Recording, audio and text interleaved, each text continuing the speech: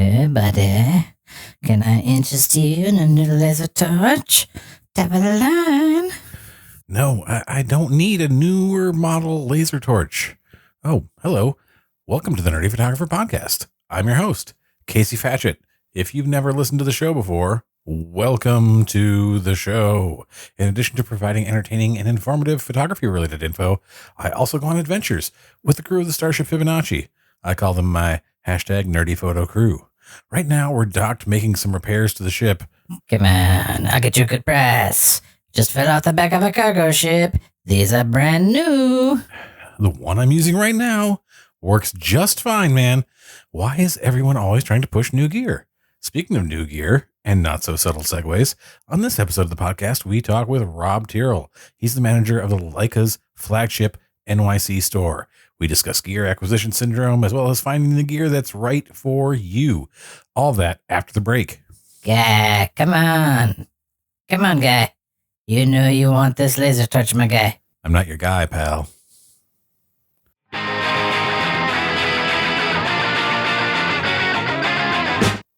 Hey there, Nerdy Photo Crew. It's that time of year again. Black Friday and Cyber Monday are coming, and the Nerdy Photographer has you covered with the ultimate list of Black Friday and Cyber Monday deals on things like equipment, software, services, and much more. The link to that list is in the episode notes, so go in there and check it out. You can save a lot of money this time of year, and saving money, always a good thing. You can even save 20% on anything in the Nerdy Photographer store by using discount code BF2024. That's BF2024. That's the discount code to save yourself 20% from November 26th until December 3rd. So get that order in now. Hello, and welcome to the Nerdy Photographer Podcast. I am your host, Casey Fatchett, and today I'm here with Rob Tyrrell, who is the manager of the flagship Leica store in New York City, and we're going to be talking about running a photography business, equipment choices. But before we get into all of that, we're going to start with the dice breaker. I roll a 20-sided die. Nice. It's 17. Best photography advice you've ever received. 17. 17 was the number. Oh, okay. Gotcha. That determines our topic. Advice. I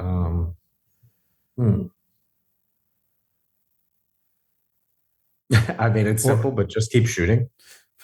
Yeah. Just keep shooting because it's going to get you better. And you can develop your eye. You can kind of cultivate a look and then also get better at knowing settings.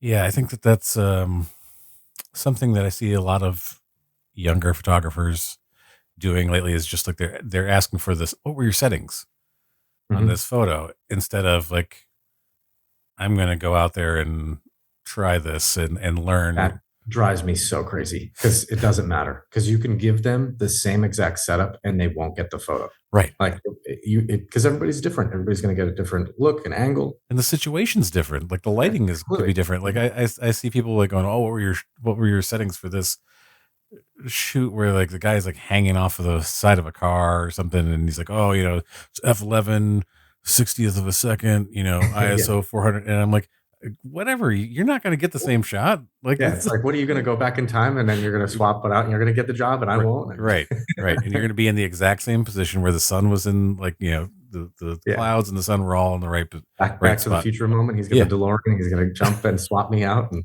exactly. Where we're going, we don't need a meter. Yeah, exactly. Yeah, that's one of those. It's something that bugs me because I just think that, and there's a lot of pushback is like, oh, you're gatekeeping. I'm like, I'm not gatekeeping. You're just, I would rather teach you the skills to figure out how to do this on your own. And so that it fits your vision of things, as opposed to saying like, these are my exact settings, go out and use those settings, because that's just it's disingenuous on my part to make you think that you're going to get the same photo. Yeah. We actually, had a situation where someone was out there telling someone how to push and pull film who was like a novice, and showing someone how to emulate their style. And not everybody can do that. Not everybody, and we had a lot of complaints of people coming back and like, hey, the camera's broken. It's like, no, you're doing things way ahead of schedule here. You're way ahead of your skill level at this point. Yeah, like you can do that, but you need to really figure out the settings first. Right. Yeah. And I think that there's I don't know what it is.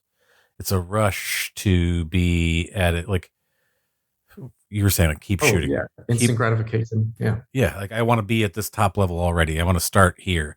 I don't want to like fail along the way. And making mistakes is one of the best ways that you learn how to do something. I mean, I have very little formal training in photography. Same. And just going out and shooting and reading books. I don't think anybody really does much of that anymore. Who knows? It's possible. Audiobooks are popular now. Yeah. They'll listen to us and they'll listen to an audio. To listen to an audiobook.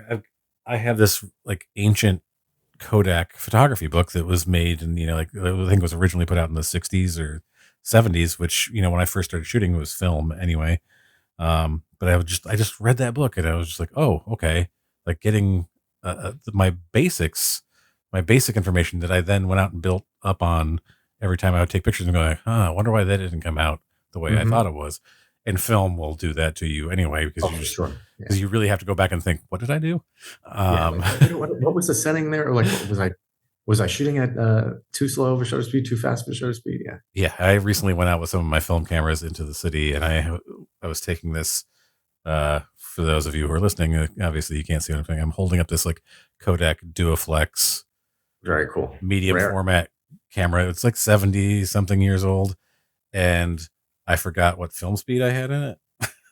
And you can't exactly crack it open and like. What's the max that it could go up to for that? Oh, I mean, you can technically, it's 620 film, which is like Kodak's proprietary thing. It was one of those things they made all of these like 620 film cameras, and all 620 film is 120 film, but the spool is narrower. So if you just like clip the edges off the spool on a roll of 120, you can fit it in a 620. There's a little hidden knowledge there for you folks. Insider information. There's a ton of like 620 film Kodak cameras out there, but they wanted their own proprietary film, so you had to buy it from them. That worked out well. But the thing is that then people with like 35 millimeter came around and people they're like, I don't want to carry this brick around. Yeah. But it only has 3 aperture settings, 8, 11, and 16. And the shutter is either instant, which is 1/30th of a second. Point and shoot. Or bulb. And I was running around outside in the bright day and I thought, this is 400.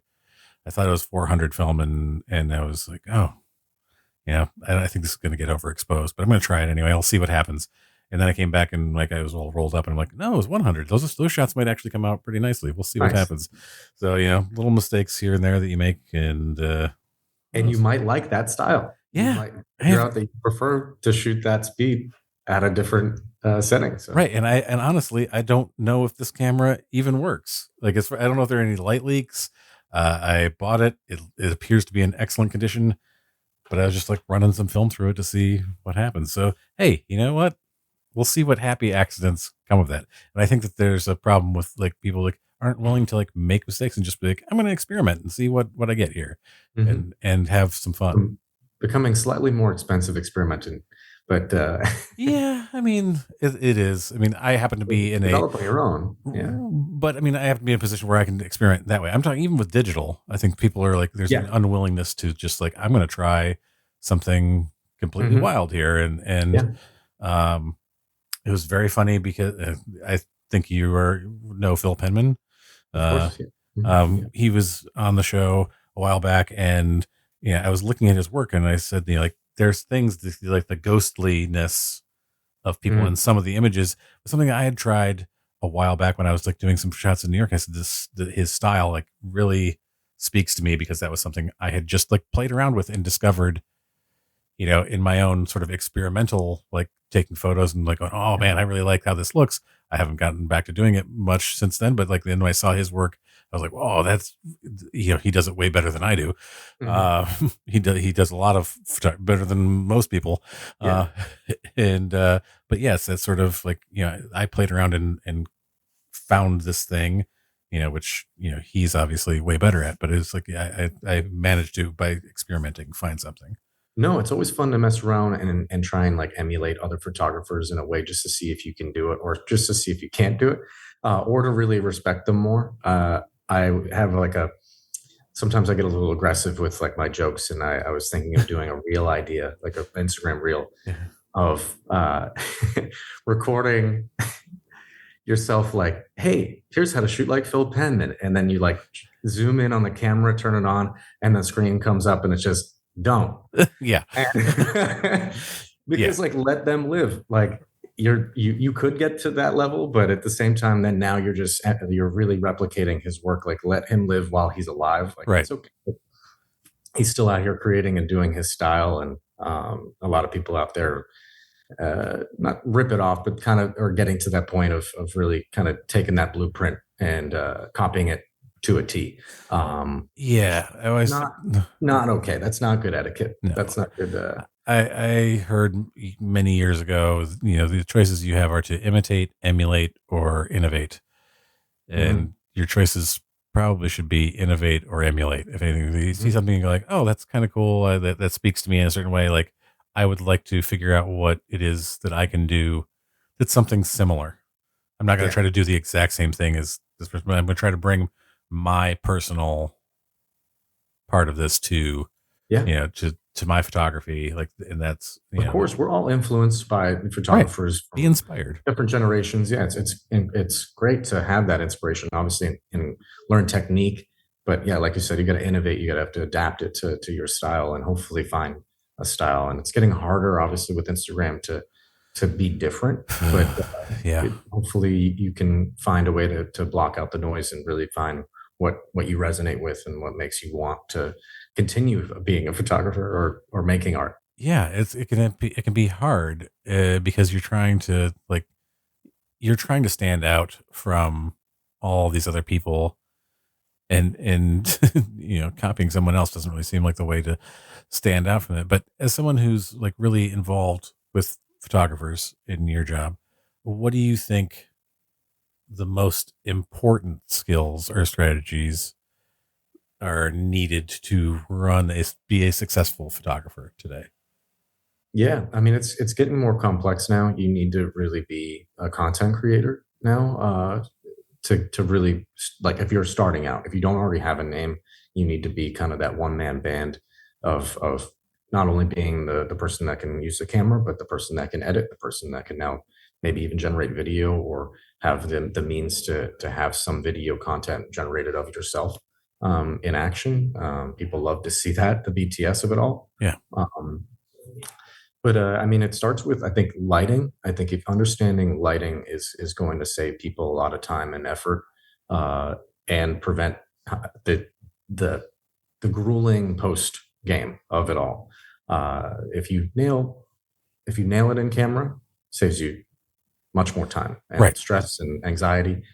If just get the lighting right in camera, because it's easier to do it. And yeah, measure twice, cut once kind of thing. Yeah, and it's sort of like we have the privilege with digital to be able to see what we're getting, and unless you're shooting like a very fast moving event, and like I do weddings, and so it's like there's a certain amount of, like, sometimes I'm shooting in aperture priority, and other times I'm shooting manual, and I on Threads. I don't know if you get it on Threads, but I always see the questions people ask me, like, what's the point of shooting manual if you're like, my camera's really smart? I'm like, no, your camera's dumb. Like most cameras do what you tell them to do. Correct. And most people don't understand how they do what they do. Like I will get into like conversations with people about metering. I'm like, okay, what's your metering mode set at? And they're like, what? Yeah, exactly. And every day. Yeah. And so, like, okay, let's talk about understanding how the camera does that. And that's why, your shot is horribly underexposed or horribly overexposed, like, from what you saw in your head. Learning how to manually do that stuff and see the light and be like, okay, your human eye will meter different than like meter on a camera. Exactly. It can get close, and that's why there's different metering modes. I always set up people with our cameras. I know a lot of other camera systems have profiles that you can save. I stress this to everyone who buys a camera from us here. Let's set up some profiles. What do you like to shoot? It will save you so much time trying to fiddle with your settings, especially for wedding photographers. Yeah. Let's set up a flash profile. Let's set up a black and white preview. Let's set up this one that's electronic shutter. So like, let's set up this video profile for you. So you just jump right to it and you don't have to fiddle with settings, and you're not going to get lost and shoot too slow. In the minutia, yeah. Too dark, yeah. All these variables, you just jump right to it, and it saves you a lot of time and energy. And you can back them up. You can export these profiles, put them in another camera, or view them and see them like, hey, what did I set that to? Oh, why did I do that? Oh, maybe I'll tweak that and then overwrite it. So yeah, it's the saving yourself steps and streamlining the process, which, you know, I've been doing this for 25 years. And like, that's the one thing, like, economy of movement. Yeah, you know, it's sort of like, I'm going to like smooth out this process wherever I can. That makes me do things faster and better. And like, it's not just like, you know, the knowledge in your head, which is good, but it's also sometimes like just knowing how to make the process run smoother. Well, it's one step closer to being the professional that most people claim that they are, which is fine if you want to have that to like strive for. And I'm not going to shy away from telling someone, hey, you know what, you are professional or you're not professional, but don't go out there claiming you're professional if you don't have it kind of set up to look like one in the field. Because people will spot it and they'll know a mile away whether you know what you're doing or not. Right. You show up to a shoot and you don't know what you're doing. People know real fast. Oh, yeah. Like you're trying, as many times as you think you can, like, I'll learn on the job. And I'll just get thrown in the fire. Yeah. Right. Yeah. And when I was very young, I made that mistake once or twice of know, like doing the, like, oh, you know, it's close enough to what I do. Yeah. I know how to handle this. And I go there and be like, no, this is not anywhere. And you don't I'm a fast realize. Learner. I can think on my feet. I can manage this. It's not that big of a job. And then it turns out, you know what? You don't know everything.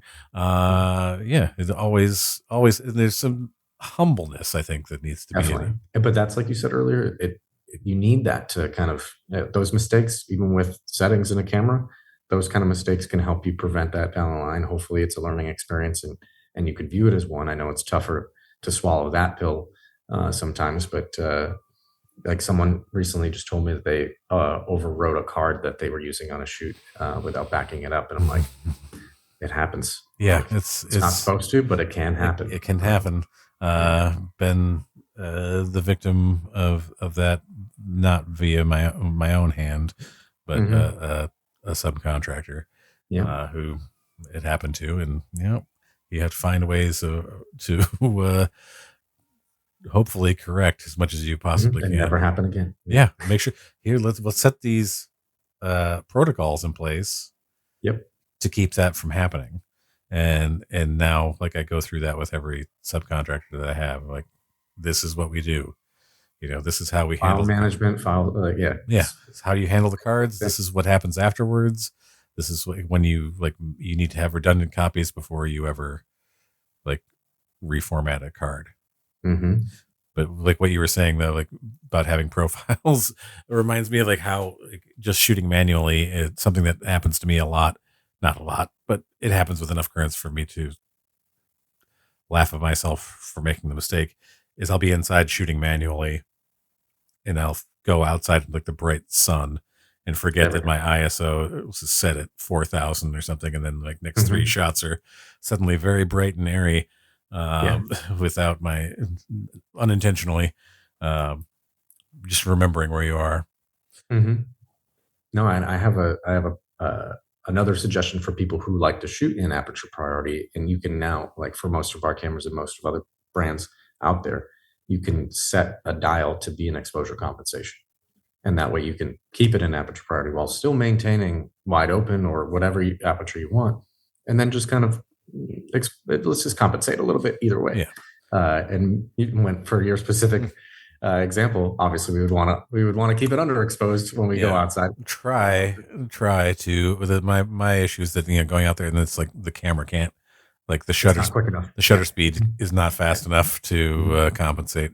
But yeah, it usually takes like one shot, and I'm like, why is that so? Oh yeah, all right. Can't salvage that one. And yeah, it's the why can't I see anybody's faces? It's all just like it's a white screen. Did I put Mhm. something in front of the camera? Nope. So speaking of mistakes, what are some common mistakes that you see photographers making in running their business, shooting or whatever, and how can they avoid some of these Mm. mistakes or pitfalls? Yeah. I'd say, okay,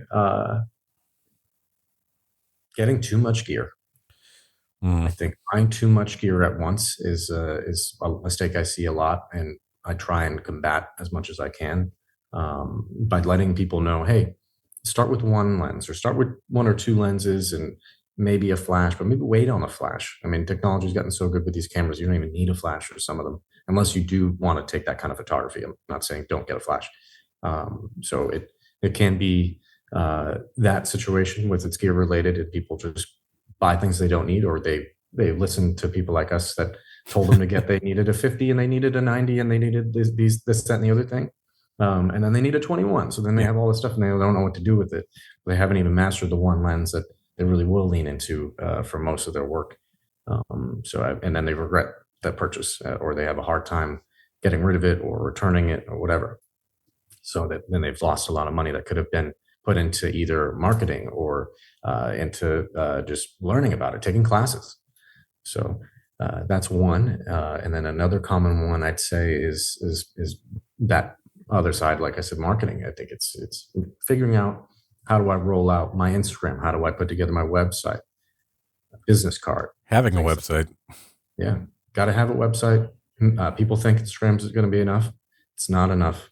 You need to have a website, and it doesn't need to be perfect. Doesn't need You don't need to spend $100 a month on a website. You don't need to be selling things right away on a website. Just yourself. Put a little bio up. Mine's not perfect either. You can look mine up and use that as reference, but it just needs to show that you know what you're doing. What brands you've worked with, if any, or clients that you can share on there, and maybe an inquiry to pricing or list the pricing. Yeah, I think that there's the over gear purchase. I think is an excellent point, especially if you're not just starting out, but like you're like what do you actually need? Mm-hmm. And there's some times where like, yeah, when it comes to wedding photography, people will say like, what do I need? What do I absolutely have to have? And I'm like, if I were to pick three lenses, it'd be a 50, a 24 to 70, and a 70 to 200. Yeah. Like those three lenses, I can shoot pretty much anything that I But if want to you could shoot. only start with one, I would go with the 50 Yeah, I'd start with the 50, and then I'd move to the or the 24. 24 to 70, Yeah, because then it gets you kind of that range. So it's either or. Depends on yeah, what style of start. yeah. I mean, like those three, I think you can do pretty much any. I could do anything I wanted to do at a wedding with those three lenses, Mm-hmm. and yeah, it's the there's a lot of. I would agree completely. Start with one lens. Start with two lenses. Really figure out your gear. I think that Yep. that's the one thing that I see again a lot from all kinds of photographers is that not wanting to take the time to understand their camera Mm-hmm. and like where all of the menus, like all the stuff, like oh you can set that, and I'll tell people like you can set that in your camera and you don't have to worry about it. And they're like what? Yep. Like Every yeah, day we at work here at Leica, we are here to and advise and educate, and with the workshops and everything that we do. I know my company probably doesn't like me for not upselling enough, but I mean, I think that it's best to not uh, kind of see the blood in the water and attack it and sell everybody everything at once. They really need to step in. Some people only need one camera. right, They don't need five cameras. They don't need five lenses. They don't need to upgrade their camera. That is a case. They don't. yes, Not everybody needs to update their camera. We offer firmware updates that can keep it kind of current as long as the technology suits. But it's case by case. Yeah, some people do need to keep up with the times depending on the needs of their business and what they do for a living. But most people don't need the whole kit. They don't need to buy my whole store. right, and they're consumers. And I mean, as a photographer, I am the go-to person for everyone in my social circle. Like, what kind of camera should I buy? And Mm-hmm. and I think this should be a topic here. Like we can get into now. Like you always get the what's the best camera for Yeah. this type of photography, and I'll sit down I'm like no, let's talk. Yeah. You know, There's no one answer. there is no because there is no one answer, and now I'll talk to people about like okay, A, what's your budget? B, Yeah. like what are you actually doing? Do you taking pictures of, and what types of things do you want Yeah, to? what's your skill level? Yeah, What's, yeah. like how difficult is this going to be for you to pick up? Mhm. Um, I want to take pictures of birds. Okay, you're gonna get like a super. You're gonna get a Yeah. long telephoto lens, and maybe something that's got some like has a fairly high, rate of capture. Mhm. For your that would be my suggestion. We'll talk about getting like delving down deeper into that, but like you don't need everything. You don't No, you need don't. like every. I am. People will I post like pictures of some of my stuff, but I am been collecting these things for a long time, and I have like Mhm. sold off stuff that I don't use and whatever. But Yep. then I'm also collect a lot of vintage stuff because I just like it, and Yeah, it could be an addiction. that is my Definitely. hobby. Yeah. And then I try to find stuff that works too because I just want to get out there and like try it.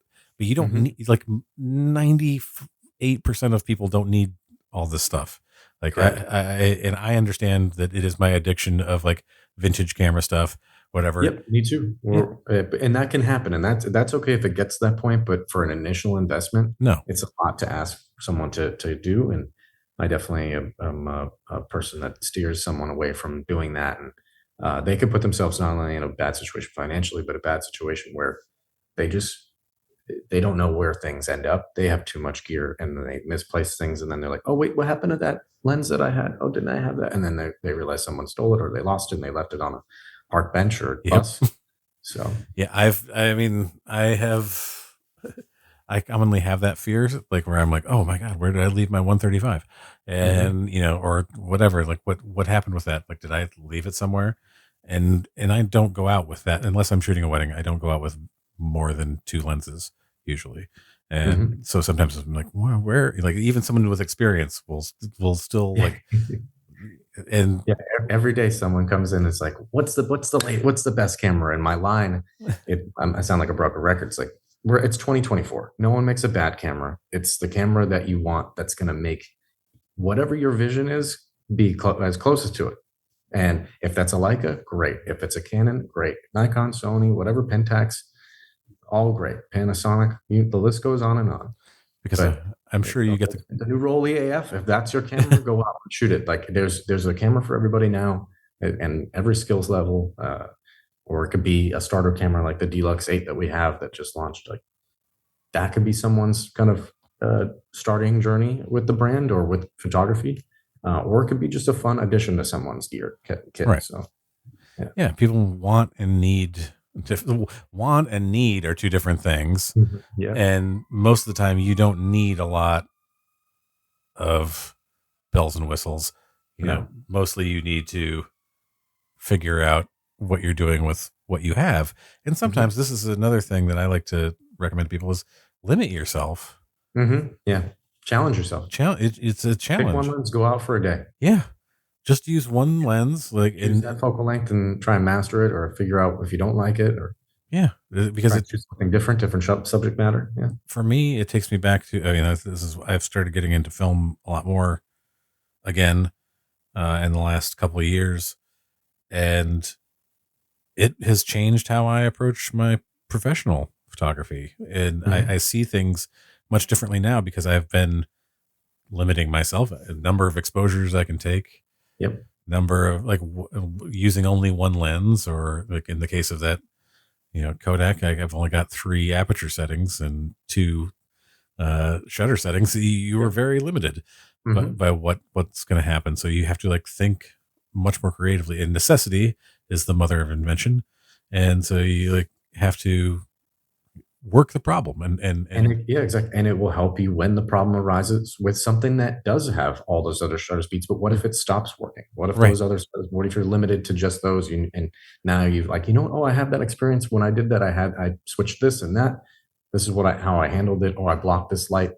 Like there's so many benefits to going out with limiting what you have. We're so blessed Yeah. to have everything at our disposal with phones and different things and technology. Like now, go out, challenge yourself, kind of get back to that, and make yourself a little bit more street smart. I guess, for lack of a better term. No, I mean it is. It's just like the knowledge base that you have around things. And I was telling people like last year. Was it last year? Was it earlier this year? The blurry photo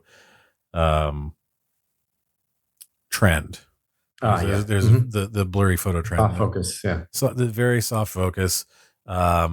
And some people were just like, I'm just going to focus to the foreground and everything's going to be like completely blind. I'm like, what are you trying to do here?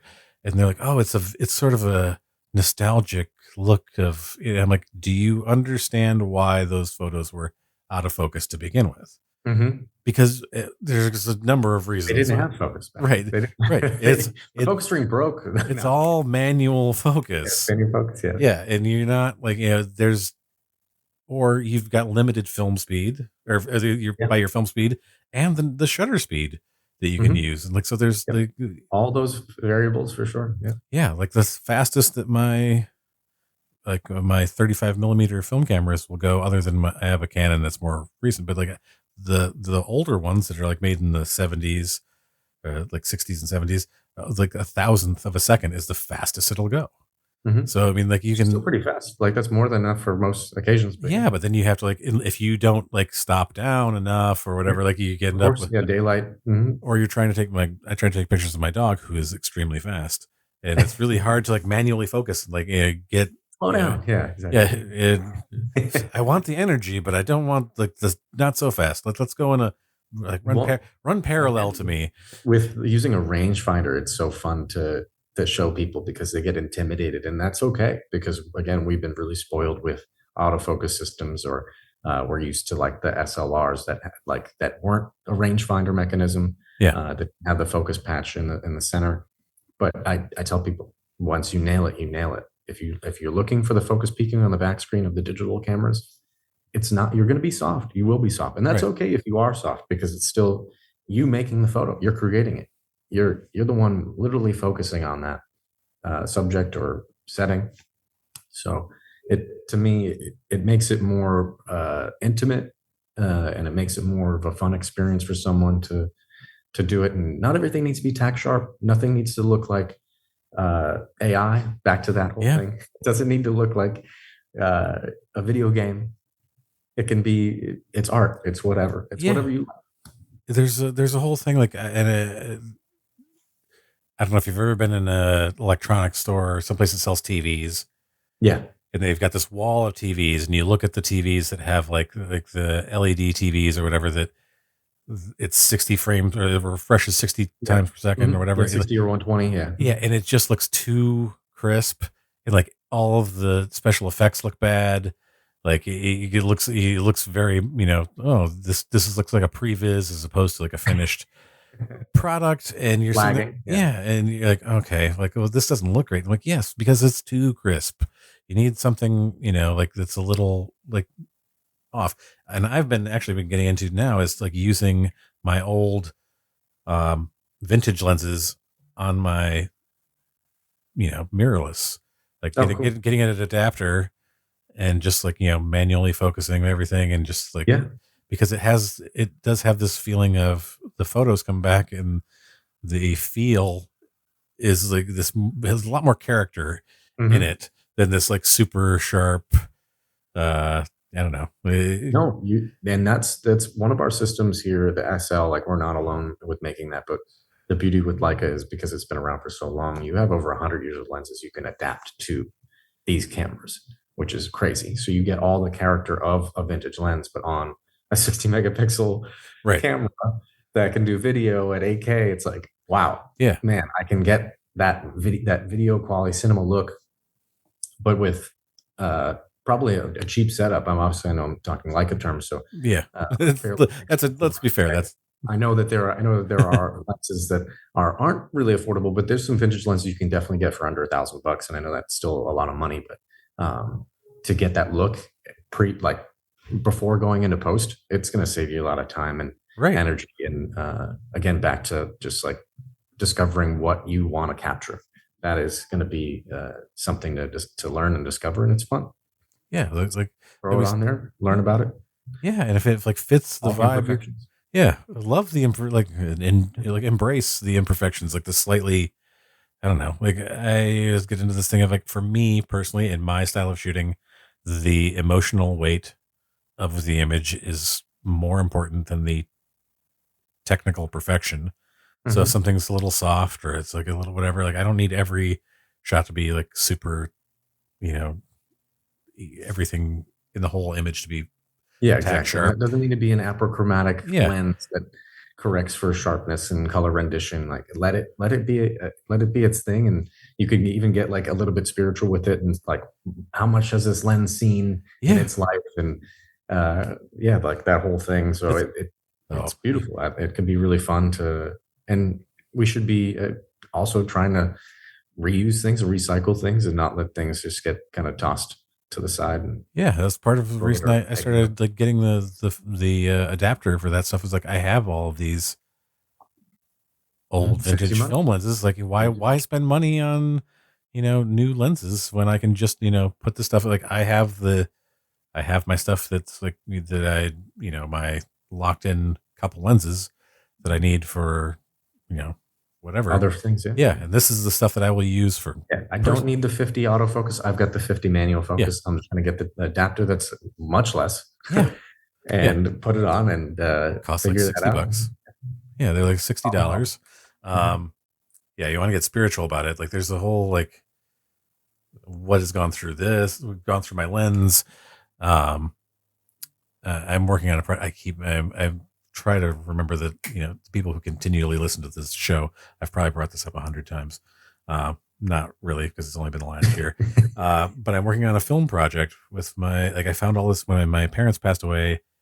I found like 40 rolls of unused film that expired in the early aughts. Incredible. Yeah. And I'm just like, okay. And for me, there's a sort of the sense of the photons, the light that bounced off of that subject Hmm. came through and interacted with this film.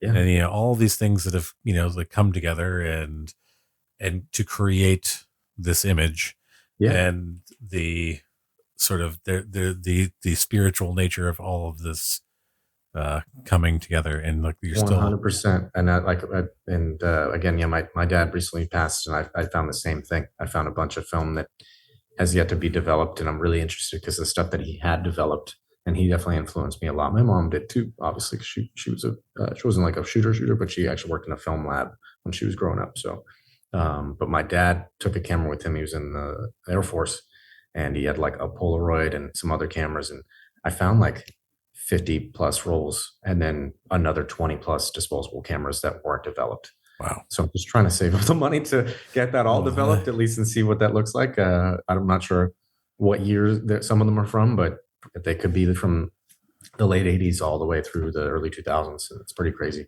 yeah, to think about that. So it's excited to see what's in those. But yeah, I got to save up some money because that's going to be that's gonna be a a lot. large amount of money. Yeah, it's not cheap to, especially when you're dealing with like old film stock. You don't want to just like that's not you don't want to run it through a machine. Yeah, I Um, mean, you could, and it's going to have to be at some point. But yeah, it's worth the shot too, because I mean, you you want either to see let what it you get. in the canister and never find out what's on it, or you try and develop it and see if Yeah, something came out of it. you want a Vivian Mayer it and like Yeah, exactly. see. And they had that show here at Photographica. Yeah, I went and saw like the press preview. It Oh, was beautiful amazing. show. Her She stuff is incredible. she blows me away. Like Yeah, the no meter. composition, huh? She didn't have a light meter. No, Like she went out with a Rolly, and then she eventually got a Leica yeah, and used that for color, which I thought was really interesting. That she switched to color with the Leica specifically. yeah. They were both there in the exhibit, which Yeah. they looked like they had just come out of the box. Like I they're know, she just, took really like good care of it. Yeah. she took, they're immaculate, but it was also the like her compositions. Just like I found so stunning how she was a very private person in Mhm. her life, but how she all many times puts herself in the photo. Always. Yeah, And frame within a frame or herself in the frame. It's really beautifully done, and to see that without a preview, like you said, it's like we're so lucky to have the instant gratification of yeah, like knowing what the product's going to look like. For her, she didn't know, and she didn't even she didn't even bother to find out. Yeah, she didn't even care. She's like, I know I got it. Yeah. Well, That's the there's most boss move ever. It's like, Yeah. I got it. I don't need to look at it. That's- Someone will look at it in and 40 years. yeah, when we consider the like her work, and you go, she wasn't even like seeing. She didn't even get the stuff She didn't developed care, dude. to know. Like, She's like, I got it. This Yeah. is me. yeah, Yeah. but they're like to see someone like even evolve, and there's it's still very much in the same style, but like evolving. And Sure. it's like she's just doing it in her head. She's not like looking back at the work and going like, oh, this is what I need to do. She's just like, Oh, oh, yeah, I should have done this. Yeah. there's one that really like I loved because I'm like, there's no way she's taking pictures of mirrors in a I know exactly what you're talking about. and like one's It's got her, and she gets the camera in a separate mirror. yes, and I'm like, how like like positioning yourself and like making sure that you're not showing up in any of the other reflective surfaces. Crazy. Yeah, it's just nuts. Mhm. Like Without a preview to do that with like a top down Yeah. viewfinder or rolling, and like that's inverted. Like yes, like the mirror image. the skill is crazy. So, Yeah. I would have loved to. The people always have the questions like, "Oh, if you could have dinner with one person, that's probably the person." I think I'm looking at my like list of questions. I'm like, we've already like just gone through all this stuff. But there's a couple that I have left. So what trends are you noticing in camera technology that photographers should be paying attention to? And like, how do you think that's going to impact how photographers approach their jobs? Yeah. So I'll start with like the less obvious one and then get into the more obvious one that pertains to my particular job with Leica. So I mean, I would say one of the trends definitely is a mixture of resolution and video capability. So those are big trends right now. We're getting kind of crazy with the sensor technology here, both for stills and video. 60 megapixels for us at Leica is the max currently that we make, but obviously we're probably going to get beyond that at some point. We do have in-camera stack, like what we call a multi-shot that you can do, which is great. I tell people to do it for the SL system if they're scanning their own film. That's a great way to kind of maximize what you could do with that shot, but also crop into it or do product photography with it. So that's one, and then obviously the video side. I mean, now we're up to 8K video, and in like a mirrorless side of things with basically a hybrid camera of stills and video. Pretty crazy to do that. People can really shoot their own content and make their own films and movies whenever they want, which is great. And then the other part of technology is something that we've been doing here at Leica with Leica Content Credentials, which is part of this content authenticity initiative that we put together with Adobe and New York Times are the current partners with that. And basically, it's a digital watermark put in the camera sensor directly that can trace its kind of legitimacy and what's done to the camera or done to the photo, I should say. What's done to the file once it's out of the camera. So it's really good to validate a photographer. You can put all your information in it, or you could not. It's an option. Right. You're not paying extra for that that setting in the camera. You're paying extra for other things that the camera does. So it's been pretty cool to be a part of a company that appreciates its users and really wants to help prevent them from ending up in a situation where they either can't win an award because somebody can't confirm it's a real photo, or they submit it to a publication like the New York Times or some other media outlet, and they don't think it's a real image. This can validate it. They send them the full file over, and hey, here's what's been edited to it. It traces it. You open up in Adobe. It shows you all the layers that have been manipulated. And it's really cool to have that function, and I'm sure it will continue to get better as technology advances to really match what AI can do and the good and bad that comes with that. So hopefully this can kind of keep that in check or at bay for as long as it can. So at bay, I think, is the probably the more, and it is important to like have like this. seeing, I don't know, even sometimes from the same people, I will see like, oh, isn't this AI thing I did amazing? And then also being like, I can't tell what's AI and what's real anymore. And from the same person, and you're like, well, yeah, I mean, you've let the genie out, and you can't get them back in the bottle. And but we've seen this movie before. Yes, I think a bunch of different times. Yeah. This is not the first, dozen times that I've seen it. Also, so having that type of technology in the camera, I think it's extremely important. I mean, I started out doing photojournalism, so I mean that was this is who it was initially designed for. Yeah, but obviously it can become. Sorry, is that my? Yeah, it's you, but it's fine. No worries. I have it on Do Not Disturb, but so it's not listening to me. So come on, AI, do your thing. But yes. So no, I mean it's great to have that for the photojournalism users, and those are the ones that are really into it now. But everybody's going to pay attention to this sooner or later, and really appreciate it down the line. They don't need to be an early adapter to it, which is fine, and that's why we're here. That's why we're here to exist, and we have something coming up on Tuesday. I don't know when this is coming out, but in September here, on the 24th, we're having an event with Adobe in New York here at the Meatpacking flagship store for Leica to kind of have that conversation and that open panel discussion on what this is, why it exists, why it will continue to exist, and why you should care about it. So. That's awesome, man. Incredible. And finally, for photographers who are starting out, and we kind of got into this, who are looking to make their first investments, when you're prioritizing your gear, where should you be like prioritizing when they do want to upgrade? Because we already talked about like when you're starting out, you maybe need to one lens or two lenses. Don't get a lot of things, but when you are starting out and looking to, you feel that it's time to now start making more investments in gear, what would be your recommendation? Focus. I mean, I'll start this with a personal kind of experience that I went through when I first started working with Leica. The Q2 was out, and I was in love with 35. Had a Sigma lens on a Nikon, and that was like one of my really go-to setups. But I also had other things. I had the 24-70 and a couple other lenses. I had a little bit wider lenses. I had like a 16 and 35. So I had a good kit with one camera. But I'm like, you know what? Now that I'm working with Leica, I'm going to try and transition. And how do I do that? So I got rid of the 35 and fell in love with the 28 on the Q2. And that was not only a second body, but a lens that I used a lot. So that was the investment that I made in myself. And I was like, all right, now I've got two cameras.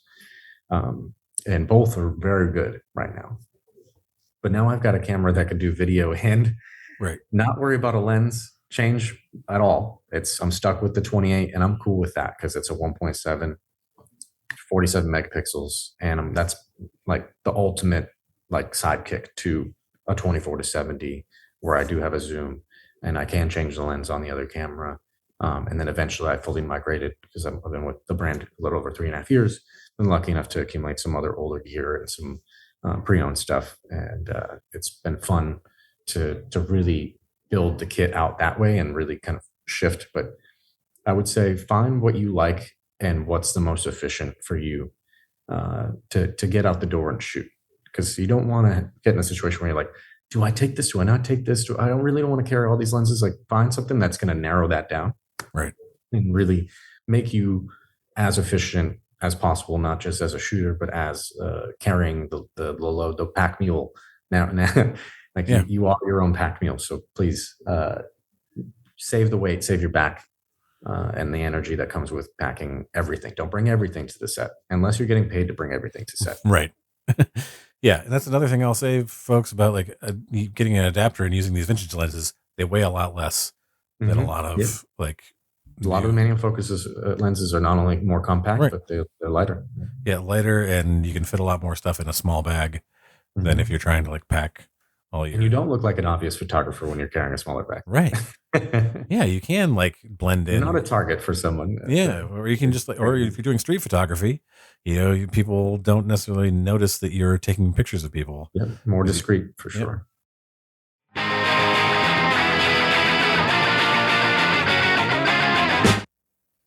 Are you ready to take your photography business to new heights? Look no further than PicTime, the ultimate solution for photographers who demand more.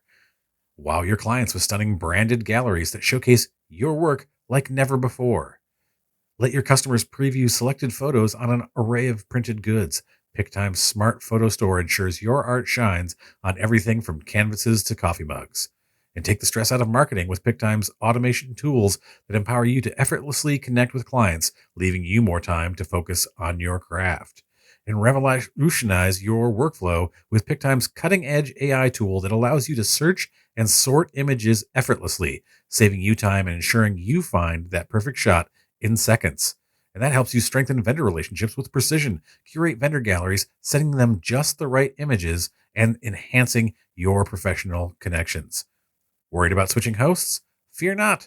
The expert staff at PicTime can seamlessly migrate your photos, making the transition smooth and stress-free.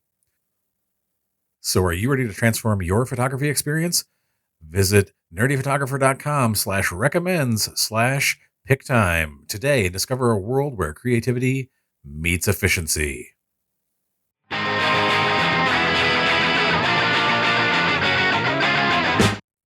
Hey. And now for my favorite part of the show. What's that say? Useless information. This is always death. So, did you know that more tickets were sold to see Gone with the Wind in theaters than there were people living in America? Wow. Yeah. So in 1939, America's population was just around 130 million. Over 200 million tickets were sold during Gone with the Wind's original. They had to see it again. Run. Someone yelled and somebody someone disturbed the film and they had to see it again. They're like, wait, what did he say he gives? He doesn't give. What did it? What was it? What happened? What was that line? She said she'll never go what again? I got to go back and see it another time. Yeah, exactly. Or the credits were rolling too fast and they really wanted to see that person in that scene. And they were like, who was that? Who was the body, the soldier, and laying on the ground in that big train? What was the dog's name again? Oh, so many things. I got to go back. I'm on my third time. Yeah, I got to see it again. It was actually only 100 people, but they went and saw it 1,000,000 times. Yeah, exactly. Yeah. Or they couldn't make that day. They bought tickets to the one night showing, and they're like, they couldn't get through the whole thing in one sitting, so they had to come back the next day. They fell asleep for the second half. Yeah, after the intermission. Rob, thank you so much for coming on the show. It was a great time. Where can people find you on the internets? They could find me a couple places. They could find me on Instagram at Rob Tirrell, ROBTIRRELL. Or they could find me on my website, www.robtirrell.com, same spelling, or at the place of business that I run at Leica Store NY in New York, LEICASTORENY. If you don't know how to spell Leica, there you go. And I'm going to include all those links in the episode notes.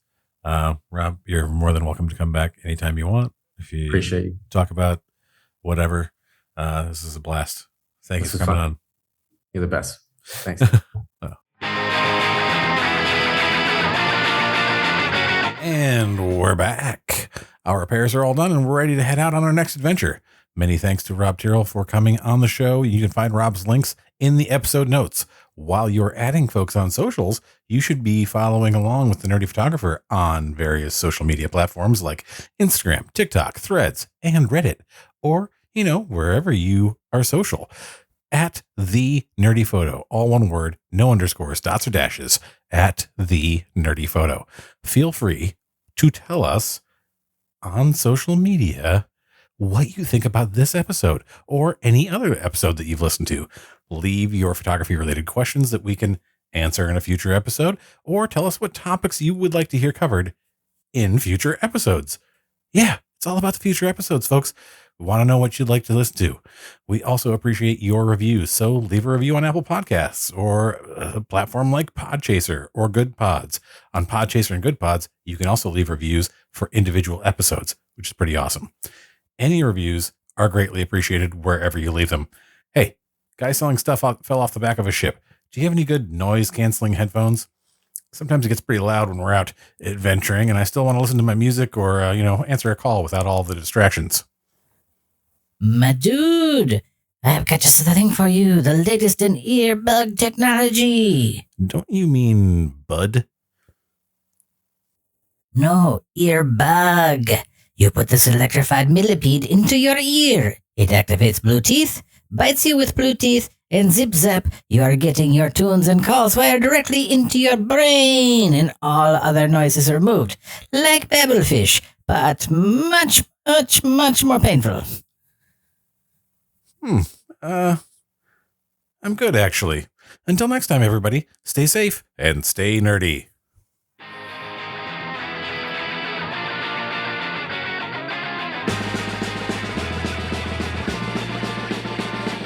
Who's that coming back to town? You better start listening. Who's your heart been beating about? You better listen.